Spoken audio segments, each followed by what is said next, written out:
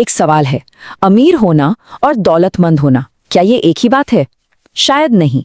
और इसी फर्क को समझने के लिए आज हम दो भाइयों की एक बहुत ही दिलचस्प कहानी सुनेंगे। ये कहानी दो भाइयों की है। शुरुआत में दोनों बिल्कुल एक ही जगह खड़े थे। दोनों को विरासत में मिले थे 10-10 लाख रुपए। लेकिन यहीं से उनके रास्ते, उनकी सोच, सब कुछ अलग हो जाता है। तो चलिए मिलते हैं इन दो भाइयों से, अर्जुन और करण। उन्हें जो पैसे मिले थे उसके साथ उन्होंने क्या किया, बस यही एक फैसला उनकी पूरी जिंदगी की कहानी लिख देता है। उनकी सोच में जमीन आसमान का फर्क था। एक भाई अर्जुन, उसका बस एक ही मकसद था, पैसे को बचाना, उसे सुरक्षित रखना। और दूसरा भाई करण, वो पैसे को बढ़ाना चाहता था, उसे काम पर लगाना चाहता था। तो सबसे पहले अर्जुन के रास्ते पर चलकर देखते हैं उसकी सोच क्या थी, उसका प्लान क्या था। तो अर्जुन ने क्या किया, उसने वो पूरे 10 लाख रुपए उठाए और सीधा एक फिक्स्ड डिपॉजिट में डाल दिए, सेफ एंड सिक्योर। साथ में एक सिंपल सी नौकरी पकड़ ली और बहुत ही सादा जीवन जीने लगा। लेकिन उसके दिमाग में हमेशा एक डर रहता था कि कहीं ये पैसा खो न जाए। उसकी सोच कुछ ऐसी थी कि नहीं, हमें बचत करनी है, कल कोई इमरजेंसी आ गई तो क्या होगा। मतलब पैसा उसके लिए आज़ादी का जरिया नहीं, बल्कि एक ऐसी चीज बन गया था जिसकी उसे हर वक्त चिंता लगी रहती थी। अच्छा, तो ये तो थी अर्जुन की कहानी। अब आते हैं करण पर। करण की सोच बिल्कुल अलग थी। उसने विरासत में मिले पैसों को एक तिजोरी में बंद करने वाली चीज नहीं समझा, बल्कि एक बीज की तरह देखा। एक ऐसा बीज जिसे बोकर एक बहुत बड़ा पेड़ उगाया जा सकता है।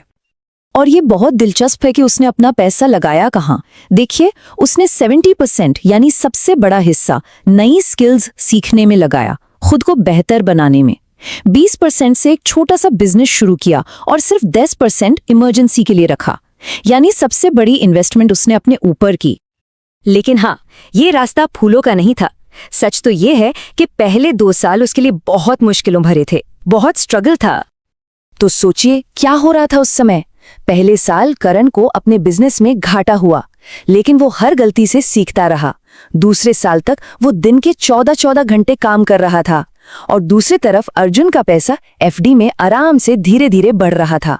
देखने वालों को तो यही लग रहा था कि अर्जुन ने सही फैसला लिया और करण ने गलत। लेकिन कहते हैं ना, असली कहानी तो लंबे समय के बाद पता चलती है।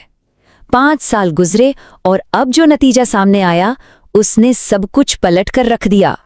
5 साल की बचत और चिंता के बाद अर्जुन का बैंक बैलेंस कितना था? उसके 10 लाख रुपए बढ़कर हो गए थे लगभग 13 लाख रुपए। और करण के पास बैंक में कितने पैसे थे ये जरूरी नहीं था। जरूरी ये था कि उसका बिजनेस अब हर सिंगल महीने 3 लाख रुपए कमा रहा था। ये टेबल देखिए, ये फर्क को बिल्कुल साफ कर देती है। एक तरफ अर्जुन, जिसने अपनी पूंजी को सिर्फ सुरक्षित रखा और 5 साल में 13 लाख बनाए। दूसरी तरफ करण, जिसने पूंजी को इन्वेस्ट किया और आज 3 लाख महीने की इनकम बना रहा है। लेकिन असली फर्क पैसे का नहीं है। देखिए, अर्जुन की सबसे बड़ी संपत्ति बैंक में रखा पैसा था, जबकि करण की असली संपत्ति थी उसका हुनर, उसका ज्ञान।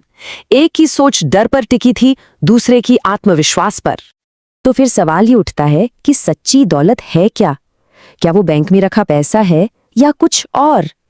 करण ने इसे बहुत अच्छे से समझाया। उसने कहा, कुछ लोग पैसे को बस बचाने वाली चीज समझते हैं और कुछ लोग उसे एक बीज की तरह देखते हैं और वे इसे बोते हैं। मतलब करण को पता था कि उसकी असली सिक्योरिटी उसके बैंक अकाउंट में नहीं, बल्कि उसके हुनर में है। अगर उसका एक बिजनेस फेल भी हो जाए तो उसके पास दूसरा बीज बोने की काबिलियत है। उनकी कहानी में एक चाचा का किरदार है जो इस बात को बहुत खूबसूरती से समझाता है। वो कहते हैं, करण की सुरक्षा उसके कौशल और उसकी मानसिकता में है, और यही सच्ची दौलत है। मतलब साफ है, अर्जुन की सिक्योरिटी नाजुक थी, वो पैसे पर टिकी थी, लेकिन करण की सिक्योरिटी मजबूत थी क्योंकि वो उसके अंदर थी, जिसे कोई उससे छीन नहीं सकता। तो इस कहानी से सच्ची दौलत की परिभाषा क्या निकलती है? सच्ची दौलत है वैल्यू बनाने की क्षमता।